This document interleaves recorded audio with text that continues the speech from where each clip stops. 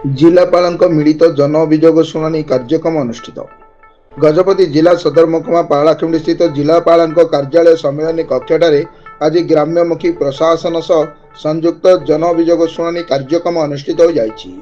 एही अभियोग शुणाणी रे गजपति जिलापाल श्रीमती मधुमिता, आरक्षी अधीक्षक जतीन्द्र कुमार पंडा, मुख्य निर्वाही अधिकारी जिला परिषद शंकर केरकेटा प्रमुख अभियोग शुणाणी रे योगदान करी पारलाखेमुंडी पौर परिषद समेत केरांडी, कथलकोइटा, राणीपेंडा और सीधामडंग पंचायतर समुदाय मठ 79 गोटी अभियोग पत्र ग्रहण करथिले।